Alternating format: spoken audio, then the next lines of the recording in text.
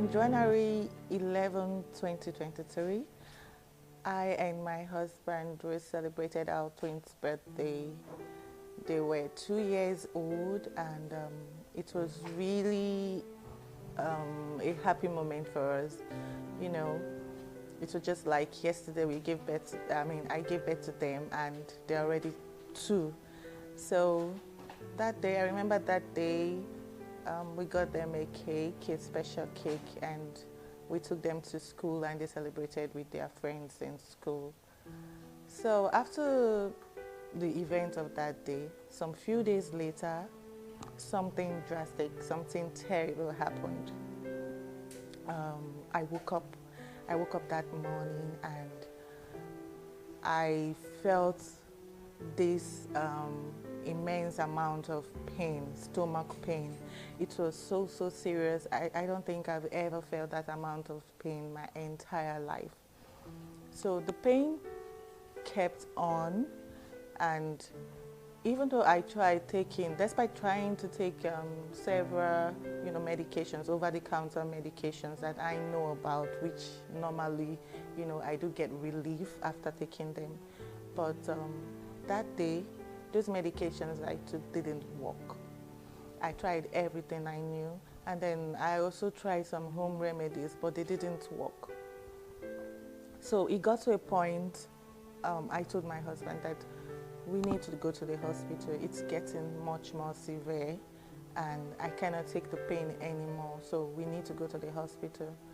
So we got ready and we went to the hospital. We got to the hospital, we met a doctor. He asked us to go for some tests, and we did some tests, and he asked us to do an abdominal scan, which we did. After running the test, we met with the doctor, and he said that everything was normal. My kidneys, my liver, everything showed that they were normal. But after examination, the pains that I was having, I had this pain in the middle of my chest and, radiating towards my back on my right abdomen. So after examination, he went further to say that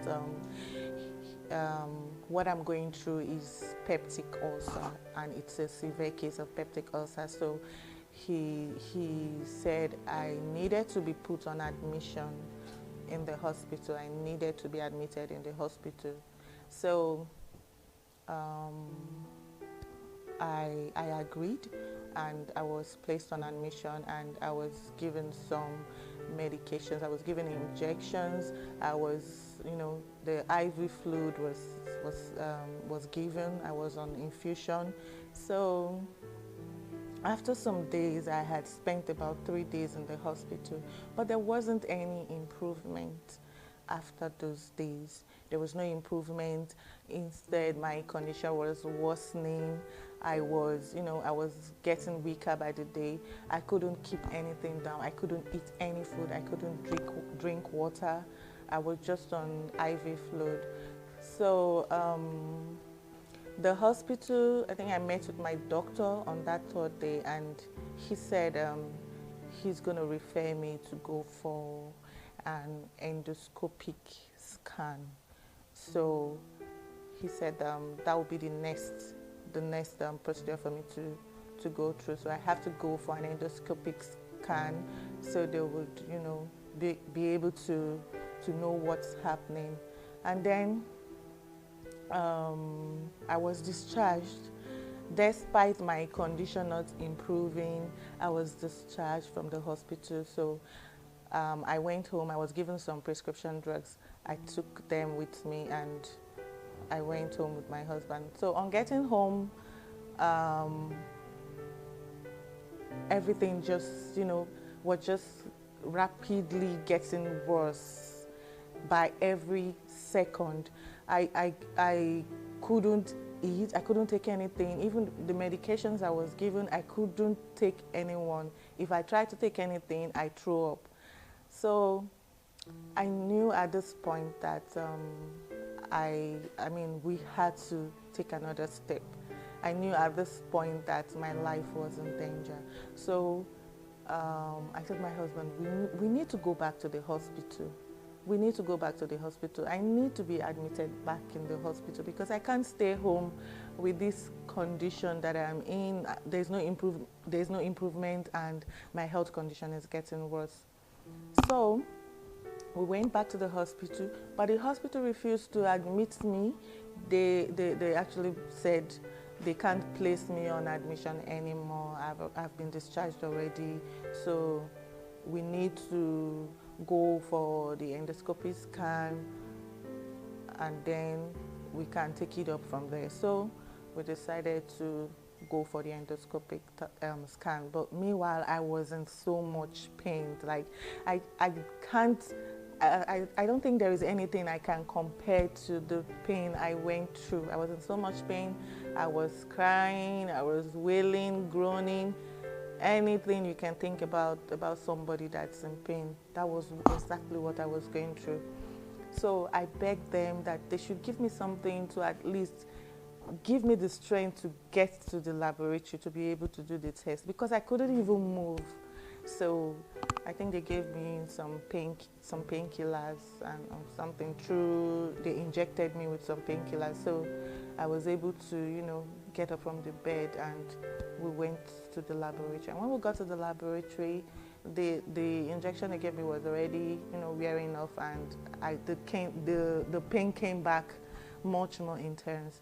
And then while my husband was, talking with them at the laboratory, he was trying to confirm from them how the procedure is going to be and how much it's going to cost us.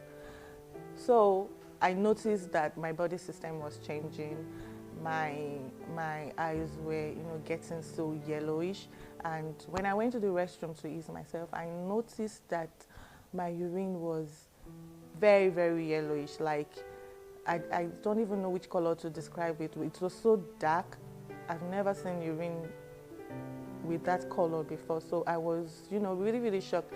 And so when I came out of the restroom and I told my husband that this is what I'm going through, I just noticed that my urine color is so dark. And so for my eyesight, I was asking him, I saw it in the mirror that my eyes are looking yellowish. Are they really looking yellowish? But he didn't want to, tell me that they are, because he didn't want to scare me. So he just told me, your eyes are looking okay, they're okay. So, but then I said, no, I don't think it's looking okay. So at that point, I communicated with my sister, and she suggested that we should go to a much more better and a much more advanced hospital. So that was how we immediately left the laboratory and left everything we were doing there and decided to go to the island. We went to Ave Maria Hospital. So on getting to Ave Maria Hospital, my condition had gone from bad to worse. So when I got to the hospital, I was checked in, and I met with the doctor, and he did some examinations and some tests was done, and then I was admitted into the emergency because my condition was really critical. I couldn't even walk at that point. So I was admitted into emergency, and I was being stabilized. And then after some minutes, the doctor came in, and then he gave me the bad news. So he told me that I had a gallbladder stone in my common bile duct, and it's actually causing a complete blockage in my common bile duct. So my surrounding organs are inflamed, like my liver is inflamed, my gallbladder is inflamed. So we actually discussed what would be the next thing to do after this. So he told me that the only thing that would be a solution to this is surgery. that I have to go for surgery, and it can be, done endoscopically or through an open surgery. So I was like, okay. But at that point, I knew that it's not going to be an easy hurdle for us as a family to, to go through, because we were already, drained financially. The hospital is quite expensive, but the good thing is they have lots of facilities there and they have good doctors there. So I discussed with my family members and my husband and friends, and different suggestions were coming in. Okay, you have to go to a government hospital, you have to look for somewhere that it's going to be cheaper.